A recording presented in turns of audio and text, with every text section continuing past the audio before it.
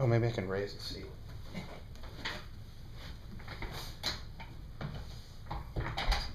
Okay, substitution is what we're going over.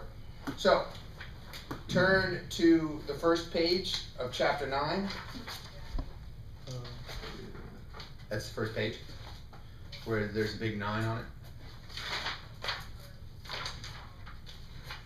Page 275.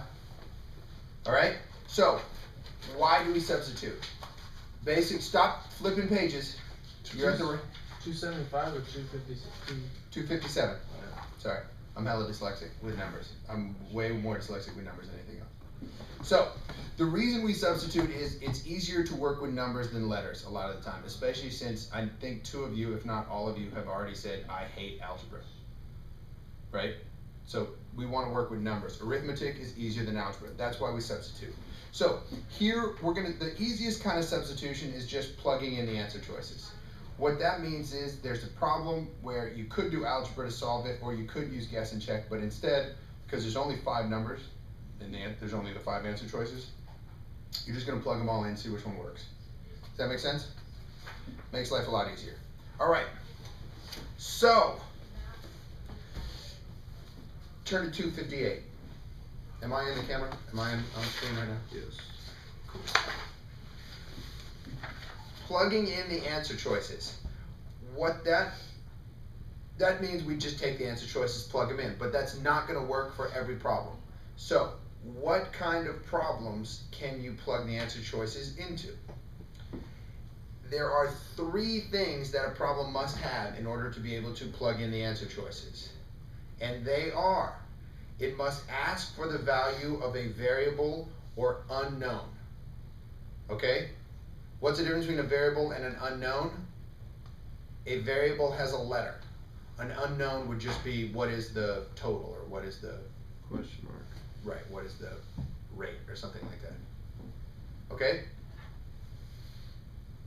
Next, the answer choices have to be numbers. Does that make sense? If the answer choices aren't numbers, you can't plug them in because you don't have anything to plug in. Finally, you have to be able to use algebra or guess and check to solve the problem. If you can't use algebra or guess and check, you can't plug the answer choices in. Make sense? All right. So let's look at the problems on page 259 on the next page. You don't want to do the problems, just figure out, could you plug the answer choices in to solve them or not? And just ask yourself those 3 questions. Is it asking for the value of a variable or unknown? Are there numbers in the answer choices? Could I use algebra to solve it? Just go through for each one, just put a yes or a no.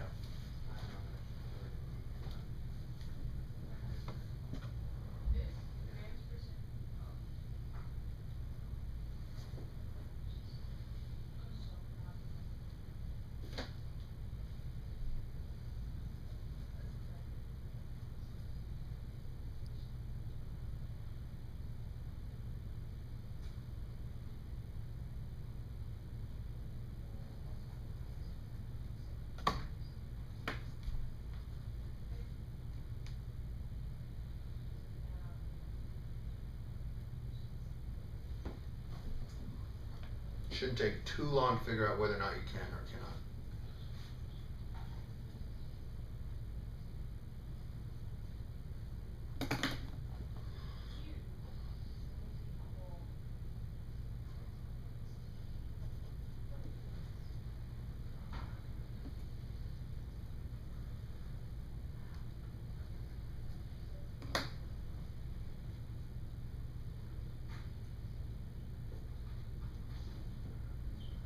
Okay, number 1, yes or no?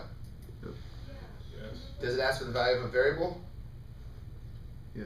Yes, x. Are there numbers in the answer choices? Yeah. Yes. Could use algebra to solve it. Yes. Woohoo! Okay, number 2, ask for the value of a variable or unknown. No. Yes, it does. Number 2, what is the value of s? No. Right? Does that make sense? Well, you have to figure it out anyway. Can you use algebra to solve it? Sorta. No, you cannot. So if you set that up, right, it would just be the average speed. You can't just plug something in. There's no equation to plug it into. Oh, distance equals times speed. Right, what they want is, wait, say it again? Distance equals speed times time. That's the equation you use after all that. Distance equals speed times time. So you're saying Velocity. plug the average speed No, in. not velocity, that's physics. Velocity is speed, same thing. So you said I think you could, but if you looked at that problem, it probably wouldn't work Velocity out. has terminal Stop velocity. talking. Okay. Velocity and speed are the same thing, except velocity has direction, speed does not. Yeah. I just didn't know what you said. That's sometimes better. Okay, number 3, asking for the value of a variable or unknown. Yes. Yes. How are you doing on these, man? I'm not hearing you say anything. You getting them right? Yes, no, yeah. yes, right. What? Number 2 is no. Yeah, Yeah, yes, no, no. Number 3 is yes. It is asking for the value of an unknown. There are numbers in the answer choices, and you could use algebra to solve it. Or you could use guess and check to solve it. Here's another thing. If you're not sure if you can plug the answer choices in, you can always try to plug them in, see if it works. Number 4, plug in the answer choices. No, Why not?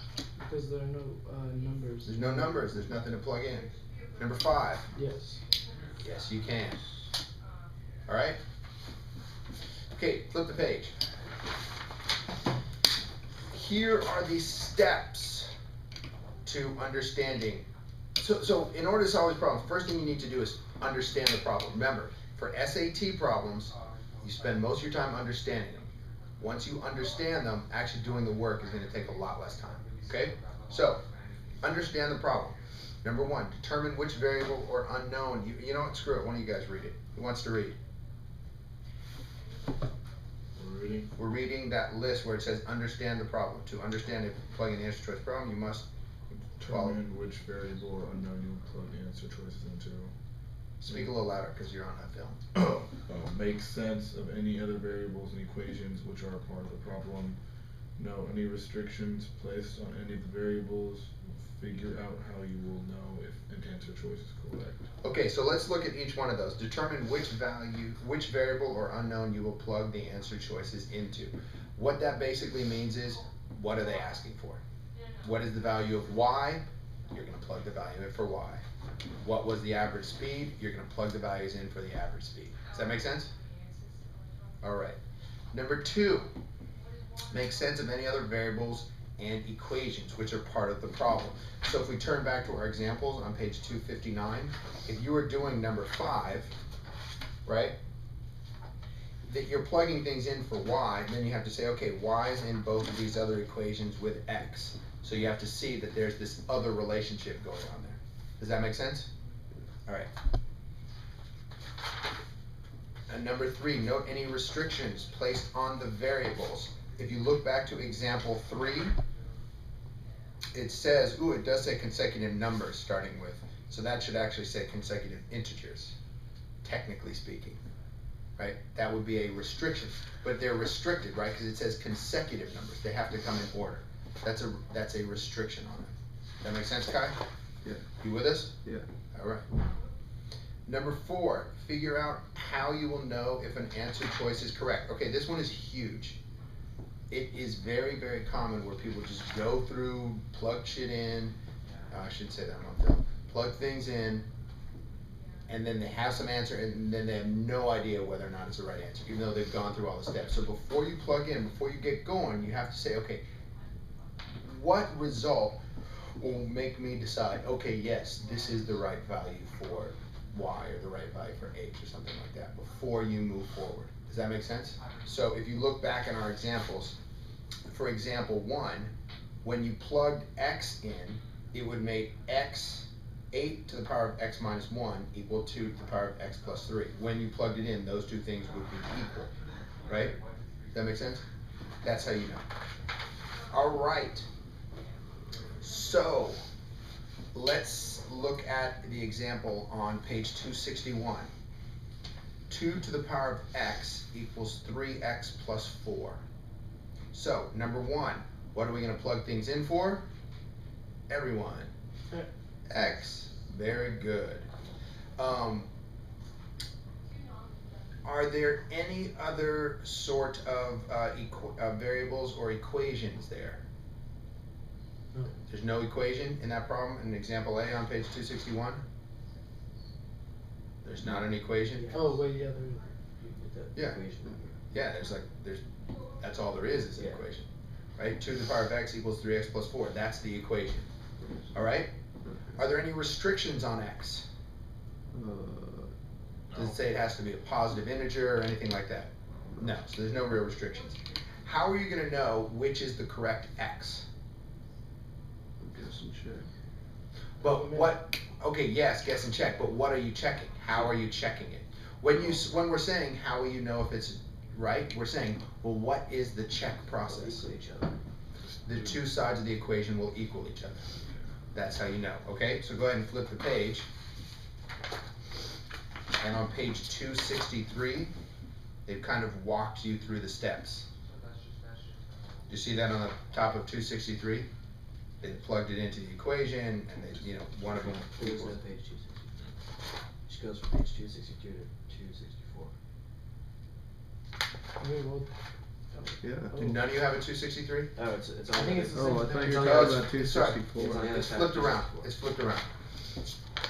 Sorry. So, you see that on the top? So, does that make sense? Does that make sense, Kai? Yeah. How that works? You see how this can be useful? Yes. Saving time, although I'm guessing you seem like the kind of person who's already figured out you can do this on all multiple choice tests you've ever taken in math class. That and just like process of elimination. Process of elimination does not work as well in math as it does in English, but yes. Okay, look at the problem there on page 263. Everyone do that example using plugging in the answer choices.